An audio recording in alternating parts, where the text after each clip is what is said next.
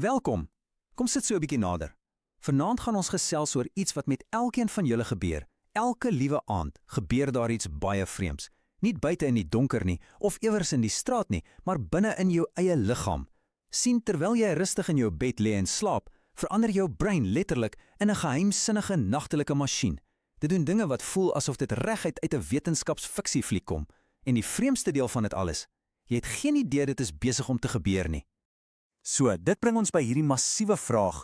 Wat presies doen jou liggaam in die donker terwyl jou oë toe is? Wel, kom ons styk reguit in.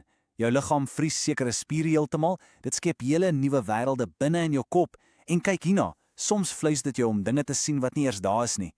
Vanaand in hierdie verduideliking gaan ons saam kyk na hierdie absoluut ongelooflike wetenskap van die slapende liggaam. So, maak julleself gereed vir 'n reuse avontuur aan die binnekant van julle eie koppe. Seksie 1. Die liggaam se veiligheidslot en hoekom jy nie kan beweeg nie. Reg, terwyl jy slaap, doen jou brein iets wat jou dalk gaan skok. Dit sluit jou letterlik toe met 'n geheime veiligheidslot wat jou beskerm, heeltemal sonder dat jy dit eers weet. Nou, in die wetenskapwêreld is daar 'n baie spesifieke term hiervoor: REM-atonie. Dit klink na 'n vreeslike groot moeilike woord, maar dit beteken doeteenvoudig dat jou brein in die geheim die meeste van jou spiere afskakel. Ja, dis reg, jy is vir daardie tydjie verlam. Elke aand trek jou brein 'n onsigbare skakelaar wat jou heeltemal verlam laat en dit werk presies soos daardie veiligheidslot. Maar hoekom op dese aarde sou jou eie brein jou wou verlam? Die rede is eintlik baie eenvoudig. Drome kan nogal gevaarlik raak.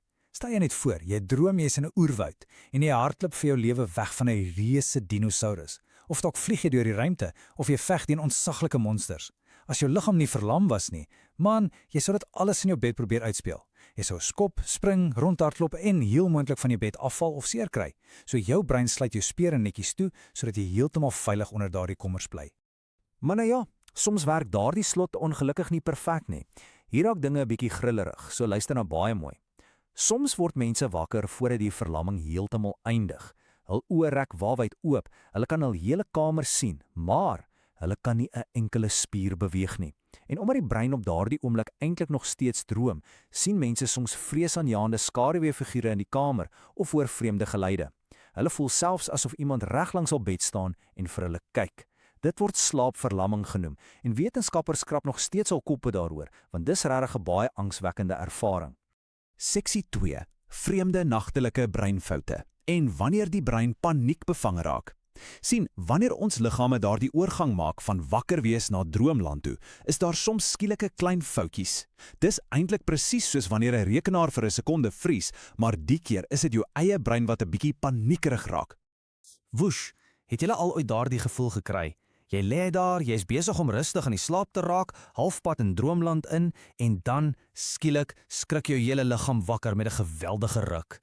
Jy voel letterlik vir 'n breukdeel van 'n sekonde asof jy deur die lug val. Die wetenskaplike verklaring vir hierdie verskynsel is 'n hipnese ruk.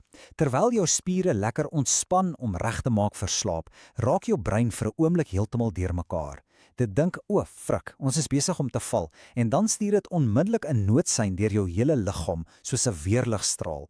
"Word wakker," skree jou brein, en dit al lê jy volkome veilig en stewig op jou eie bed. Dis letterlik net jou eie stelsel wat so 'n bietjie te oorbeskermend is vir sy eie beswil.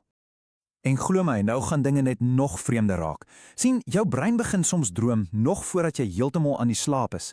Dit vat drome en die regte wêreld en meng hulle sommer so met mekaar om.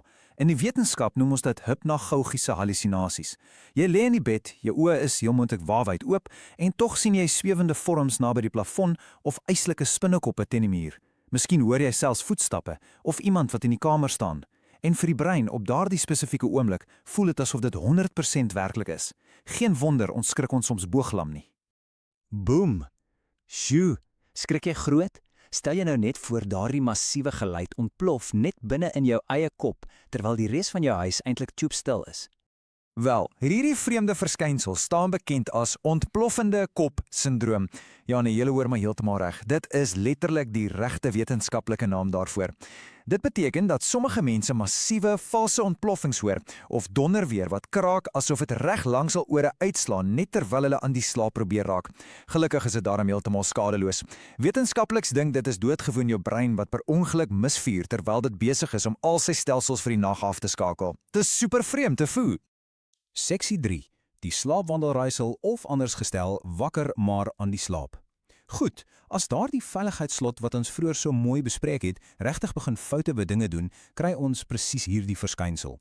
Die brein is in 'n diep slaap, maar raai wat? Die liggaam is op die been en aan die gang. Mense wat slaapwandel is werklik fascinerend om dop te hou.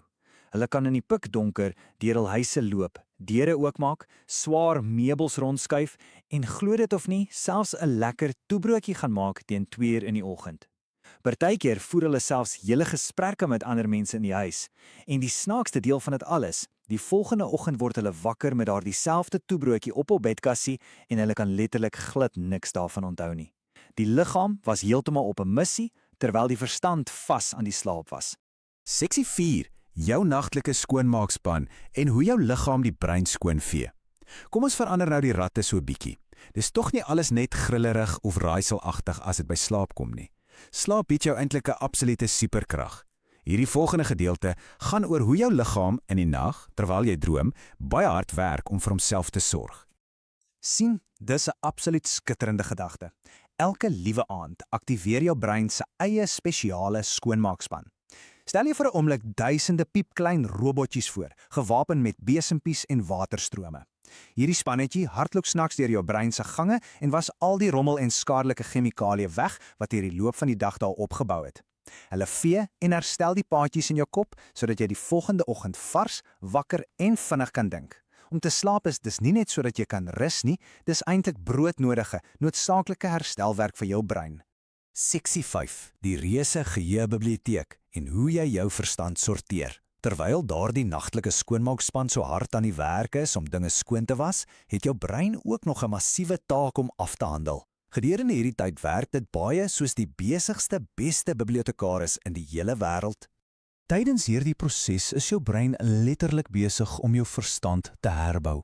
Alles wat jy vandag geleer het, sê nou maar die wiskunde somme by die skool, die naam van daardie nuwe maatjie wat jy ontmoet het, of selfs die nuwe reëls van 'n videospelletjie, dit alles word nou fyn gesorteer.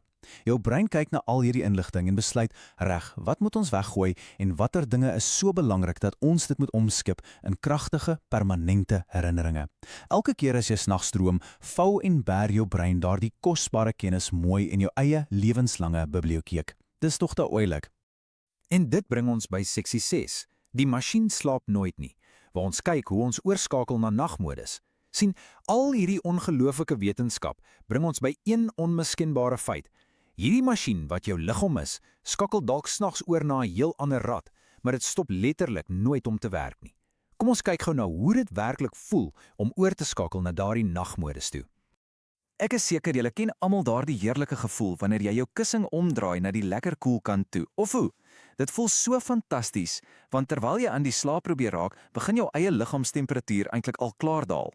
Jou hart klop verlangsaam stelselmatig en vind 'n heel nuwe rustige ritme. Jou asemhaling verander en jou liggaam stel spesiale towersoorte slaaphormone vry. Dit voel byna asof die hoofrekenaar in jou kop 'n opdrag stuur na jou liggaam toe om onmiddellik na die sekondêre nagstelsels oor te skakel. En dan, terwyl jy heerlik droom van epiese draakgevegte of hoe jy dalk op Mars wandel, bly hierdie reuse versteekte wêreld binne in jou in volle aksie. Jou hart bly getrou bloedpomp, jou longe voorsien steeds die nodige suurstof en veral jou immuunstelsel, wat basies jou persoonlike weermag is, werk oortyd om enige nare kieme wat gedurende die dag in jou liggaam gekom het ten volle af te weer. Hierdie masjien sluit letterlik nooit af nie. Dit werk heel nag deur net vir jou. Soos jy kan sien, is daar werklik 'n wonderlike, byna ongelooflike kontras tussen jou bewuste self en jou onbewuste biologiese masjien.